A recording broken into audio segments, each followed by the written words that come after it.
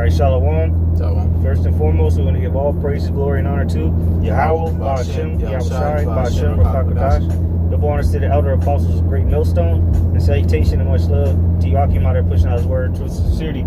This is the brothers from Great Millstone, Tampa. I'm the brother Ash. And then we're just doing a quick in-transit video, Lord's will is edifying.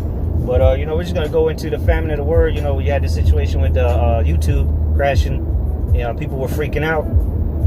So at that time you couldn't watch the prophets of the Lord. So unless you were out there speaking, it was a famine of the word for however hour long or whatever. But it's gonna come a time where it's gonna be permanent.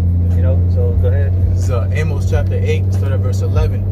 Behold, the days come, saith the Lord Yahweh, that I will send a famine in the land, not a famine of bread, nor a thirst for water, but of hearing the words of the Lord Yahweh Shai. And so, again, what happens is, when people are being told a judgment, because the Lord sends his prophets, it was going a little bit earlier, and that's spiritual, because the lesson we were just previously doing, it got cut off, and the lesson we're going into, the spirit is the famine of the word, so, the famine of the word is actually the words that you need to hear in these times we're coming into, because this is what we've been warning you about, so going into this water, you should be drinking this water, you should never thirst again, eating of this bread, you should never hunger again.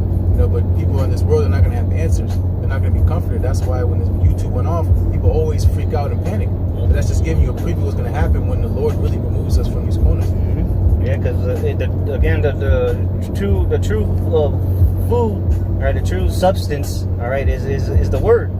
All right, Yahushua said, "Drink of this water, you shall never thirst." So these the words are considered water, food, all right, bread, oil, wine, the wisdom. So these are, and the scripture tell you the things that are necessary for life. Roughly paraphrasing the Apocrypha, it tells you what: water, bread, oil, wine. So that the word is considered all those things. A house. Yep. So and this is what is the truth comes with the name of the Lord. And that's a strong tower in the day of trouble, man. So you gonna, if you don't have this, you're gonna starve. You're gonna be left out there to spiritually starve to death, and then you're gonna die in reality. Go ahead, though. This is Amos 8 and 12. And they shall wander from sea to sea, and from the north even to the east. They shall run to and fro to seek the word of the Lord Yahweh Shai, shall not find it. So if you really think about it, the only thing holding society together, of course, is prophecy, but the Lord's prophets. Because when we're taking off the corners, that's what means all hell's broken loose.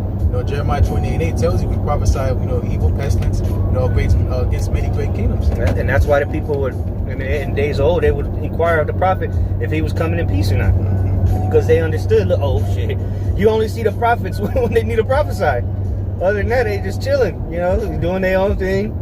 When they come to the city, oh shit, here we go. Well, now, I forgot what precept it is. It says that, somewhere in the Apocrypha, I believe, Ezra's, but it says, how's it go? You won't see the prophets no more, something like that. Or prophets, how's it go? Pretty much it goes into that the prophets aren't recognized anymore, They just look at us like Joe Schmo, just random guys on the corners. But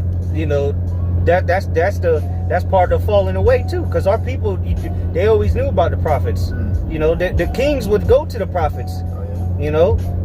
That's how it works. To inquire of the Lord, when the scripture talk about such and such, when they inquire of the Lord, they didn't go to the Most High. They have a sit down with a meeting. They went to the prophets. That's how you inquire of the Lord. So right now, the Lord send out his messengers so that you may inquire and return to him or die. It's that simple. It's very simple what we're preaching, man. It's either repent or die. And obviously there's more to it, but that's the bottom line. That's the least common denominator, so to say. Break it down all the way. But go ahead. Amos chapter 8 verse 13. In that day shall the fair virgins and young men faint for thirst. They're going to be dehydrated, because we're going to go into salt waters, because they're not going to be given really what's going on in the world, because again, we're going to go into the confusion, so they're going to be thirsty, be hungry, because they don't have answers, so when your mind's not comforted, that's why it goes into your being unstable, so Isaiah 33:6 is always being quoted, because that's going to be our stability, the wisdom and the knowledge, but these people are not going to have that. But here, this is 2nd Ezra chapter 5, and start at verse 8. There shall be a confusion also in many places. And that's what you have going around the world right now, man. Confusion, nothing but confusion. All right, and amongst this truth as well, or those that know they're Israel, all right, there's some teaching confusion. Oh, well, the mark of the beast is not the RFID. It's Christianity. That's confusion, man. You know, and then there's confusion among, you know, the things of this world. You know, the election confusion. All right, homosexuality confusion. You know, the list goes on and on. And then when the shit starts hitting the fan, where the sedition and chaos erupts in the streets, that's gonna be confusion, man. Go ahead. So 2nd Ezra chapter 5 verse 8, there shall be a confusion also in many places, and the fire shall be oft sent out again. And that's what you see going around, man. The fires is what? The riots, the wars, the pestilences, the famines. All right, all these things that are taking place around the world, literal fires, earthquakes, you know, and they're being said often right now, man. So that's how you know the Lord is on his way back, because the contractions, you know, the birth pains are getting closer and closer, man. The prophecies are coming back to back. You know, go ahead. It says, and the wild beasts shall change their places, and menstruous women shall bring forth monsters. Yeah, and that's what you got right now, man. All these young little nigglets and spics and shit. Those are monsters, man. You know, anybody under the age of 30 that's not in this truth, they're 100%. Shit, I say under 40, really. Well, shit, really everybody. But you know, these young cats they're a bunch of monsters, man. And it's that generation Yahushua was talking about. And the wicked and adulterous generation, man. That same generation that was on the scene when he was here. This is what right now we'll consider it in Generation Z. And Z is the last letter of the alphabet. Yep. You know? This is 2nd Ezra chapter 5 and verse 9. And salt water shall be found in the sweet. And you know, the salt water is going into pretty much the confusion. That's where that comes from. You know, mixture of truth and lies, so you can't decipher which is which. You know, so again, going into, you know, prophecies which we're hopping on, going to the RFID microchip was being made mandatory. People are saying it's like you're saying Christianity. You know, these are examples that people are telling our people, which is causing confusion. That's the salt water. So when that time comes, you know, to look for the truth, and you know, that famine of the word hits, yeah, you're gonna find some people, all right. You're gonna find the complete morons, the nincompoops that are teaching bullshit, you know, and then you're gonna be led to the slaughter, unless you be part of the 1/3, you know, and the Lord has mercy on you, and you do find a man of the Lord. But it ain't looking too good for the majority of our people. You're gonna run to those, you know, those deep space, you know, bug outs, you know, those flat Earth, yeah, flat earthers and shit. Yeah. They know they're Israelites. They gonna tell you Israelite, but then they're gonna tell you, oh yeah, the chip ain't the mark of the beast. You can go ahead and take it, and then that's it. You just seal the deal. 2nd Ezra 5 and verse 9. And salt water shall be found in the sweet, and all friends shall destroy one another. Yep, because they, you know, people are gonna lose it. Like the scripture say in Matthew, the love of many shall wax cold. All right. So you know, and really, a lot of people ain't gonna be looking for the truth either. You know, so they're gonna be worried about surviving. You know, there's gonna be so much chaos that, you know, that might not even be on your mind in that day. But what it's gonna, before that, all that happens, you know, and when YouTube gets shut down and they start shutting down all these different avenues for you to get the truth. Because shit, the truth is on every social media, so to say. Like I'm sure if you go on Twitter, you're gonna see some shit about that. You're gonna see something about the Israelites. You go on Facebook, you're gonna see something about the Israelites. You go on World Star, you're gonna see the Israelites. So every YouTube, you know, social media sites, video sites, whatever, you got the prophets of the Lord on there somewhere. Whether they're making mockery of us or not, hey, you've been warned. You know, so you're not gonna have an excuse. Go ahead, Doug. Yep. It says, then shall wit hide itself. Yep. And that's this knowledge, wisdom, and understanding, man. It's gonna be hiding itself, because the Lord's gonna remove, all right, himself. You know, that's why scripture say, "Seek ye the Lord while he may be found," because he gonna hide himself, man. And you're not gonna be able to just easily find him. All right. Yeah, it says in Proverbs, "A prudent man foreseeth the evil and hideth himself." You know, so it's gonna be hidden. It says, "Then shall wit hide itself, in understanding itself, in understanding withdraw itself into his secret chamber." Verse 10. And shall be sought of many, and yet not found. secret chambers, man. That's His truth, man. The secret place of the Most High. All right, that's His truth, man. That's how we gonna be hidden. Because what? Us having His truth and fearing the Lord's gonna protect us. He's gonna set a hedge of protection around us. And if the Lord don't want you to get it, then you ain't gonna get it. You know, you ain't gonna find us. You know, to inquire of the Lord. You know, in that day. Because you know, just because YouTube is down, don't mean that our job is done. You know, we still gonna be doing miracles and all kind of manner of things, but we ain't gonna be out there just, Lord, it's time. Oh, Saturday, it's time for camp. Nah, man, we're gonna be as pilgrims on the earth. Go ahead. 2 Corinthians chapter 5, verse 10. It shall be sought of many, and yet not be found. Yeah, many. See, a lot of people are gonna die, and a lot of people will try to actually look for the truth and seek some answers. Man, what was that? You know, they was just calling us some name and telling this was gonna happen. But look, you're not gonna find us now. Too late. You should have took heed when you had the chance. But you wanted to continue in your folly, well, you're gonna die in your folly. You're gonna die in your iniquity, your unbelief. Continuing, it says, then shall unrighteousness and incontinency be multiplied upon earth. And so when you see the prophets of the Lord gone, you don't see them out there on the corners no more. You don't see them no more video. You can't find them on the internet no more, except for the demonization, of course. You know, they're gonna try to do that, but that's when the shit's gonna get crazy, man. So like brother was saying earlier, we're the only ones holding things together, man. Once you see us, well, the Lord's doing it for our sakes, holding things together from just completely exploding, erupting into utter chaos.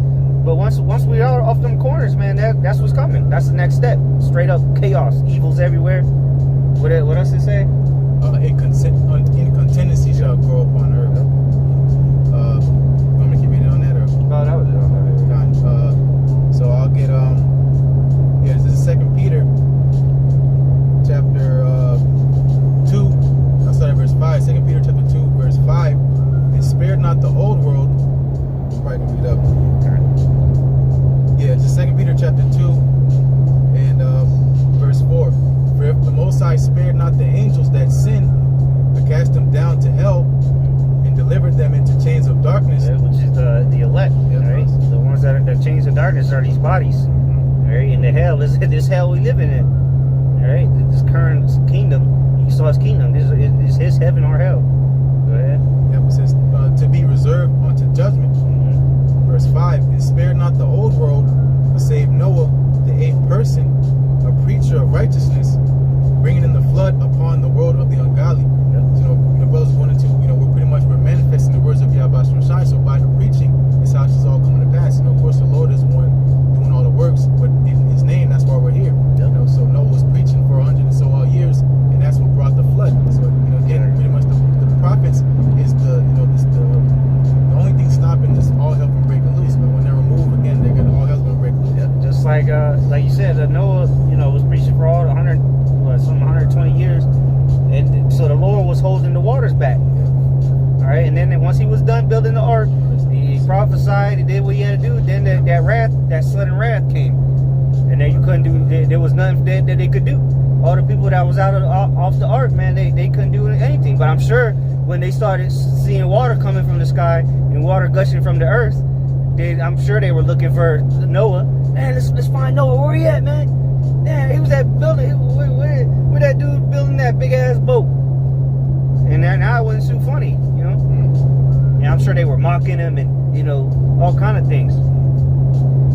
But look, who's the one that got delivered? The one that did what the Lord said. All right, and then when it started raining, all right, and water coming out of the earth, they couldn't find the Lord. It was a famine after that, because He was prophesying, telling them for hundreds of years, 100 years plus.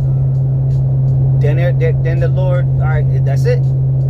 Gave him the warning, got the blood off your hands. Now no more word, no more now it's the famine of the word. They weren't hearing Him prophesying when it was raining,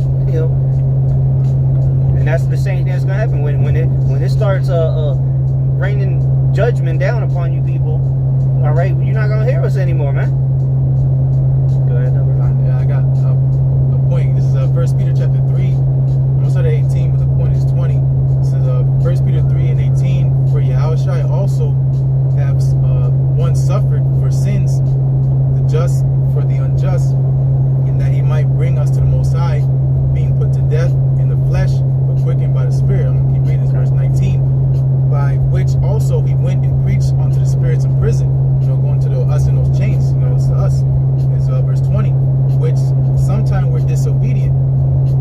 once the long suffering of the Most High waited in the days of Noah while the ark was preparing.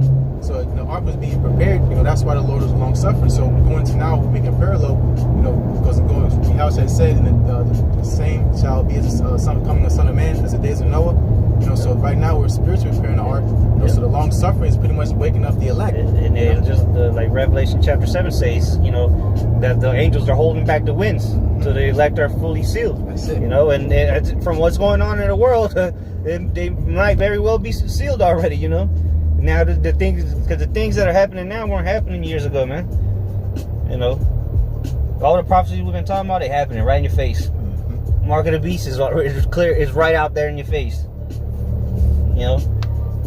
Good. Oh yeah, I finished it. We can finish off on that too. Right, this is 1 Peter chapter 3 verse 20, which sometime we're disobedient when once the long suffering of the Most High waited in the days of Noah while the ark was preparing, wherein few, that is, 8 souls were saved by water. Oh.